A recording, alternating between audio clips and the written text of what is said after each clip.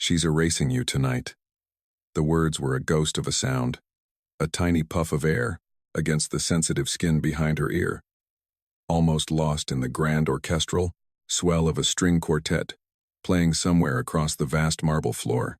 They were delivered by a child no older than 8, his small hand clutching a fold of the scarlet silk that clung to her frame like a second skin.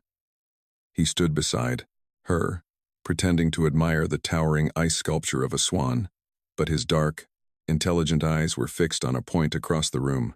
Dara Washington did not flinch, did not turn. Her training had hammered out of her any instinct for sudden movement, replacing it with a fluid, preternatural stillness. She was a statue in red, a splash of vibrant living color amidst a sea of muted black tuxedos and glittering champagne-colored gowns. The boy's whisper was the first crack in the perfect, polished veneer of the evening. It was a dissonant note in the symphony of wealth and power that filled the grand ballroom in Berlin. She allowed her gaze to follow the boy's, a slow, deliberate pan that betrayed nothing. Her eyes slid past laughing politicians and stoic, industrial magnates, past crystal glasses brimming with golden liquid until they found their target, a woman, impossibly elegant, draped in silver sequins, her blonde hair pulled back in a severe, glossy chignon. She was clinging to the arm of a powerful man, the host of this opulent affair, Herr Faulkner. The woman's name was Elise. The boy's name was Lucas, and the man she was clinging to, the man whose empire was built on steel and secrets, was his father. Lucas's small fingers tightened on her dress for a fraction of a second, a desperate, childish anchor, before he let go and melted back into the crowd, a small shadow swallowed by larger ones. Zara was alone again, armed with a child's cryptic warning. Erasing. It was a clean, sterile word for something brutal. What does it mean truly, to be erased? It's not just about ending a life. It's about removing a presence, deleting a story, turning a person into a void. It is the ultimate act of control, to decide that someone simply shouldn't be. And tonight, according to a small boy with old eyes, that was her fate. She took a slow, deliberate sip of her champagne, the bubbles a faint prickle on her tongue. The cold glass was a steadying weight in her hand. Across the room, Elise laughed, a musical sound that didn't reach her cold, calculating eyes. The game had just begun. And if you're watching this, if you're listening to this story unfold, I want you to pay close attention, because the most dangerous threats rarely announce themselves with a roar. They begin with a whisper. Zara's mind was a clean, cold engine, processing the input with frightening efficiency. The boy, Lucas, was the catalyst. His fear was genuine, a raw, unvarnished thing in a room full of polished masks. Children don't invent threats of that magnitude. They reflect the anxieties they absorb from the world around them. He was the son of Herr Faulkner's late wife, a detail she knew from the thick dossier she had committed to memory. His mother had been dead for 3 years. Elise had arrived 1 year later. Zara's gaze drifted back to the couple. Elise was a masterpiece of curated perfection. Her smile was precise, her gestures economical, her beauty a sharp, architectural thing. She was whispering something into Herr Faulkner's ear, her red lips close to his lobe, one perfectly manicured hand resting possessively on his chest. It was a public display of intimacy that felt more like a claim of ownership, but it was Herr Faulkner himself who held Zara's focus. He was a lion of a man, or he had been. The photographs in her file showed a man with eyes that crackled, with intelligence and ruthless energy. The man standing across the ballroom was a faded photograph of that person. His posture was slightly slack, his smile a beat too slow. When he lifted his glass, she noted a subtle, almost imperceptible tremor in his hand, a fine vibration he tried to hide by gripping the stem tighter. His gaze was unfocused, sweeping over the room without truly seeing it. He was present in body, but his mind seemed to be drifting in a distant fog. This wasn't the powerful, sharp-witted titan his clients, the family of his late wife, were worried about. This was a man being hollowed out from the inside, a compromised figure. The pieces began to click into place, forming the cold, sharp-edged outline of a conspiracy. The warning wasn't just about her. She was a complication, an unexpected variable. Her presence here, a discreet inquiry into Herr Faulkner's well-being, had been noticed, and Elise, the elegant predator in silver, had decided to eliminate the variable. But why? The answer was right in front of her, leaning heavily on the woman's arm. The real target wasn't the investigator in the red dress. The real target was the throne. Elise wasn't just a girlfriend. She was staging a silent coup. And Herr Faulkner, the king himself, was a ghost haunting his own life, completely unaware that he was about to be erased. The orchestra shifted from a sweeping waltz to a quieter, more contemplative adagio. The change in tempo mirrored the shift in Zara's own internal rhythm. The initial shock had subsided, replaced by the cold, clear focus of the hunt. Leaving was not an option. Walking away would be a death sentence, an invitation for a silent, professional follow-up. Her only path to survival was forward, through the heart of the threat. She needed to know the method, the timeline. Tonight was the only clue she had. She placed her empty champagne flute on the tray of a passing waiter, the Grota's crystal chiming softly. She began to move, not away from Elise and Herr Faulkner, but in a slow, calculated orbit around them. She used the dense clusters of guests as temporary screens, her red dress a flickering flame in their peripheral vision, never staying in one place long enough to be tracked. She was a ghost in the machine, observing every interaction. She saw Elise gently guide Herr Faulkner to a plush velvet chair, saw her murmur something to a broad-shouldered man in a dark suit who stood perpetually nearby. The man nodded, his face a granite mask. Zara catalogued him instantly. Head of security, Herr Schmidt. He was older than the other guards, with flecks of gray at his temples and a weariness in his eyes that spoke of long service. As Elise fussed over Herr Faulkner, adjusting his tie with a proprietary air, Zara saw Herr Schmidt's gaze sweep the room. It was a professional scan, but it wasn't random. His eyes found hers. It was for less than a second, a connection as brief and charged as a spark jumping a gap. There was no menace in his look. There was something else, a flicker of conflict, of deep, resonant unease. He knew something was wrong. He had been with the family for decades, loyal to the father and, likely, to the memory of the person's dead wife. He was an insider, and he was conflicted. Have you ever been in a position like that? Trapped between loyalty to what was and the terrifying reality of what is. It's a quiet, personal hell. For men like Schmidt, loyalty is scripture. To see it perverted, to be forced to stand by, while the man you swore to protect is dismantled piece by a viper in silver sequins. That is a torture of the soul.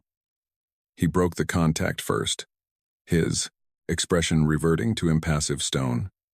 But the message had been sent. A door, previously locked, now had a key. She just had to find the courage to turn it.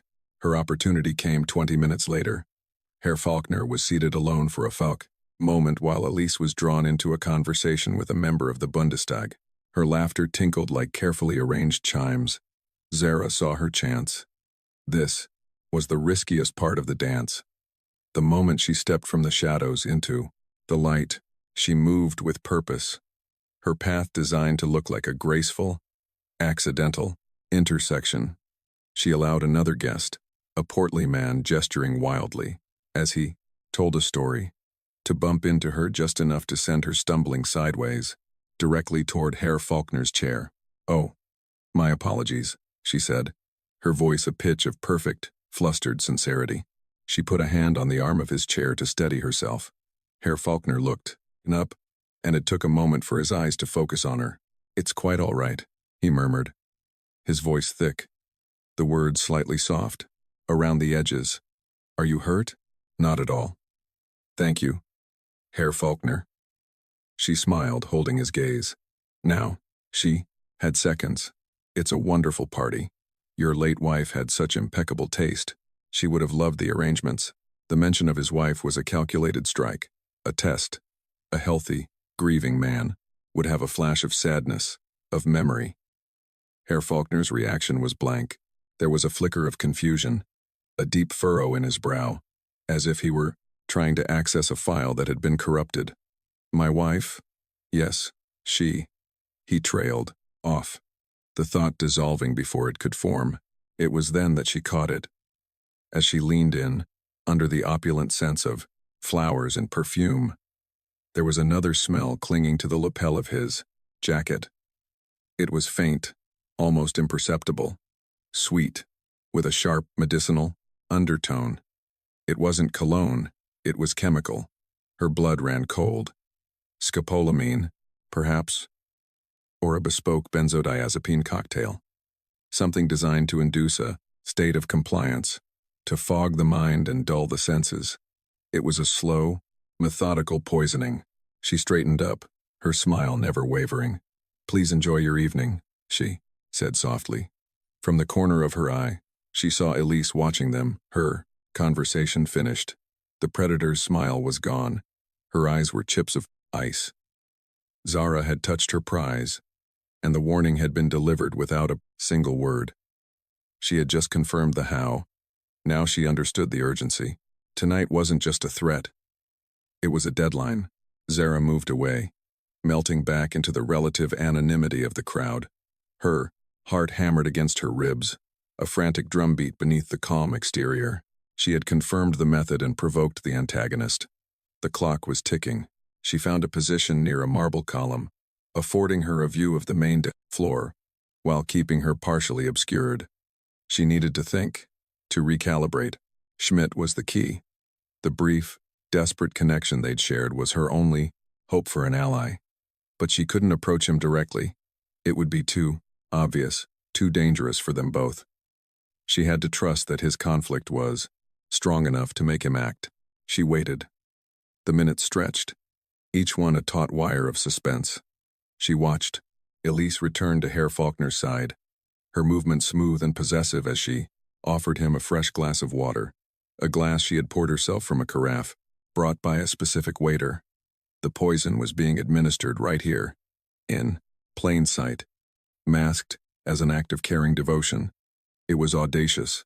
It was brilliant. And it was utterly terrifying. Then it happened. Herr Schmidt spoke quietly to one of his subordinates, gesturing toward a hallway leading away from the ballroom. The younger guard nodded and moved to stand watch. Schmidt then began his own slow patrol along the perimeter of the room. His path was deliberate, bringing him closer and closer to Zara's column. He didn't look at her. He kept his gaze forward, his posture rigid. As he passed her, his hand brushed against the cool marble of the Kuhlmann pillar. When he was gone, a small folded piece of heavy linen, a corner torn from a cocktail napkin, lay in the shadowed recess at the base of the column. Her movements were liquid. She bent slightly, as if adjusting the strap of her heel, and her fingers closed around the napkin. She straightened, turning her back to the room as she unfolded it in the cup of her hand. The writing was a terse, blocky script. Study. Second floor, East Wing. Code 8808. He keeps everything there. You have 10 minutes. It was more than she could have hoped for. It was access. It was a confirmation of her fears from the one man who would know for sure. But it was also a trap. He could be loyal to Elise, luring her into a quiet, secluded place. It was a tremendous risk. But what choice did she have? To remain here was to wait for an invisible blade. To act was to walk toward a visible one. The choice was clear. The note was a testament to a man's breaking point. Herr Schmidt had served a king, not a queen regent. His loyalty had finally found its true north. The journey to the second floor was a masterclass in misdirection. Zara moved with the unhurried grace of a guest searching for a restroom or a quiet place to take a call. She ascended the grand, sweeping staircase, her red dress a bold statement of confidence she did not entirely feel. Each step was a silent prayer that she wasn't being followed, that Schmidt's 10-minute window was real. The east wing was quieter, the sounds of the party fading to a distant, muffled thrum. The hallway was lined with portraits of Faulkner's ancestors, their stern, painted eyes following her progress. She found the study door, heavy, dark oak, with a small, discreet digital keypad next to the handle. 8,808. Her fingers hovered over the numbers. This is the moment, isn't it? The point of no return. The moment you commit to a course of action from which there is no retreat. We all face these doors in our lives, though most are not as literal as this one. Do you open it, knowing that everything will change? Or do you walk away, forever haunted by the question of what lay behind it? Let me know in the comments what you would have done. She pressed the numbers. A soft electronic click echoed in the silent hall. The handle turned. She slipped inside, closing the door gently behind her, the lock engaging with a final, definitive thud. The room smelled of old leather, polish, and Herr Faulkner's faint, masculine cologne. It was a space of immense power. A massive mahogany desk dominated the center, its surface immaculate save for a fairy single-framed photograph of a smiling woman and a young boy, his late wife, and Lucas. The walls were lined with books, not for decoration, but for reading. Their spines worn. Zara's attention was drawn to a small, elegant bar cart in the corner. Among the crystal decanters of whiskey and brandy was a small, unmarked vial of clear liquid next to a single, isolated water glass. Beside it, tucked partially under a medical reference book, was a prescription slip from a private physician. The patient's name was Herr Faulkner. The drug was a custom compounded mini sedative, described as a memory and anxiety suppressant. The prescribing doctor's name was one she recognized. Dr. Keller, a disgraced physician known for selling his credentials to the highest bidder. This was the weapon. The vial was almost empty. Tonight's dose was likely the last. The final step before the prize, accident. Her eyes scanned the desk. Schmidt had said, "He keeps everything here." She ran, her fingers along the underside of the desk. Nothing. She checked the drawers. The top ones were locked, but the bottom right drawer slid open smoothly. Inside, beneath a stack of mundane quarterly reports, was a slim leather portfolio. She opened it, her breath catching in her throat. Legal documents, power of attorney transfers, amendments to his will, liquidation orders for several key holding companies. All of them signed within the last 6 months. All of them transferring staggering amounts of control and wealth directly to Elise. The signatures were shaky, the spidery scroll of a man not in his right mind. Elise wasn't just poisoning him. She was systematically stripping him of his empire, piece by agonizing piece, before the final move, erasing him. First, his mind, then his legacy, then his life. The full, horrifying scope of the plan laid itself bare. It was elegant in its cruelty. Elise had played the long game, medicating him into a state of perpetual twilight, where his signature could be easily obtained. Zara's investigation was the one unforeseen complication, a loose thread that could unravel Elise's entire tapestry of deceit. Killing her wasn't just about tying up a loose end. It was about preventing the alarm from ever being sounded, and little Lucas, the ghost at the feast. He was the only one who saw the daily changes. Children are the world's most astute observers of patterns. He wouldn't have understood the complex financial machinations or the pharmacology, but he's understood the fundamental truth. The woman in silver was making his father disappear. His warning wasn't just a desperate plea for a stranger's safety. It was a cry for help for his father. He had placed his trust in the woman in the brand red dress. Zara took a photo of the documents and the vial with her phone. The quiet click of the shutter, an act of defiance. She slid the portfolio back, leaving everything as she had found it. Her 10 minutes were nearly up. She had the Terpercent's 2-1 proof. But knowledge without action is meaningless. She now faced the most dangerous part of the evening, returning to the lion's den, not as an observer, but as a disruptor. The fate of an empire, a father, and a brave little boy now rested entirely on her shoulders. Returning to the ballroom was like plunging back into a warm, deceptively calm ocean. The music was louder now. Zara moved through it all, a crimson phantom on a mission. Her focus was singular. She saw them near the French doors that led out onto a sprawling terrace overlooking the glittering lights of the city. Elise was holding a glass of champagne. Herr Faulkner, a glass of water the same, one from the bar cart. She was sure of it. This was the moment. There would be no other. She approached them directly. The time for observation was over. The time for confrontation had arrived. Herr Faulkner, she said, her voice calm and clear. He turned his head slowly, his eyes struggling to place her. Elise turned as well, and her polished smile was a mask of pure, distilled venom. I believe you know my friend, Elise said, her voice dangerously sweet. She was having a bit of trouble with her balance earlier. I'm fine now, thank you, Zara replied. Her eyes locked on Elise. I was just so struck by the decor, especially the attention to detail. It reminds me of a fascinating article I was reading on pharmacology, about custom compounds, specifically, a drug sometimes used for memory suppression, a flicker, a tiny, almost imperceptible tightening around Elise's eyes. It was the first crack in the porcelain facade. Zara pressed on, her voice dropping to a near whisper for their ears only. And the complexities of international finance. For example, transferring assets from a holding company in Frankfurt to a private account in Zurich. It requires such a steady hand, a signature that isn't shaky, a mind that is clear. Herr Faulkner was blinking, a deep frown of confusion on his face. He was trying to follow, trying to grasp the threads of her meaning.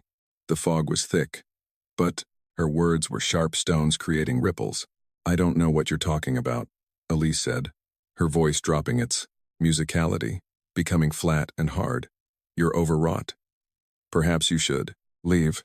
I think I'll stay, Zara said softly. She looked directly at Herr Faulkner.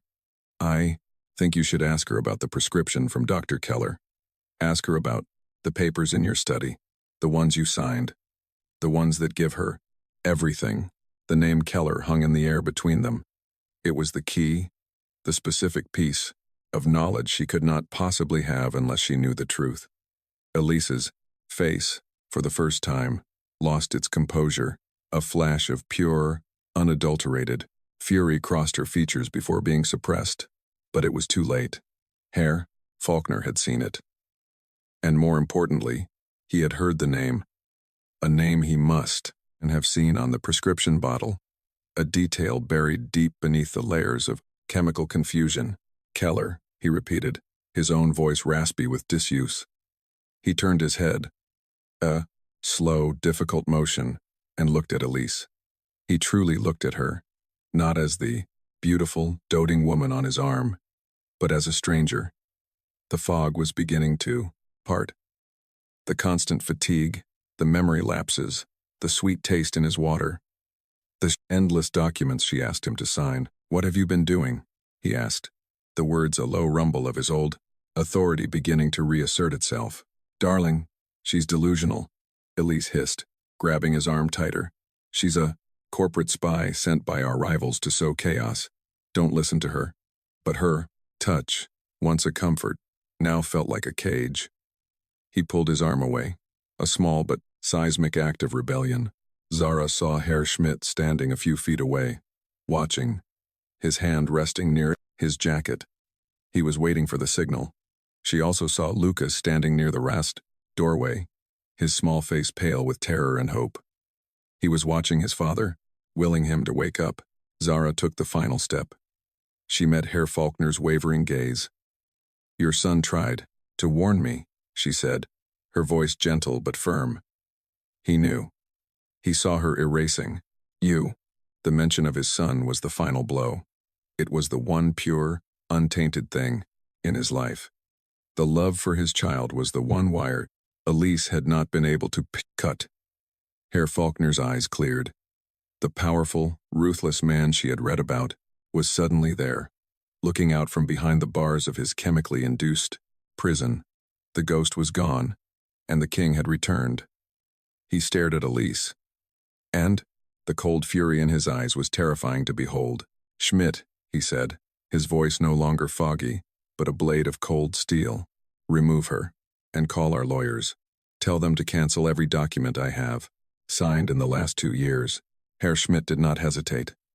He stepped forward, his face grim, his duty clear. Once more. "This way, madam," he said, his voice devoid of all emotion. The spell was broken. The coup had failed. In the quiet aftermath, the party continued around them, most guests oblivious to the silent, vicious war that had just been fought and won in their midst. Elise was gone, escorted from the teleseating ballroom with a quiet, lethal efficiency. Herr Faulkner sat heavily in a chair on the terrace, the cool night air seeming to help clear the last vestiges of the fog from his mind.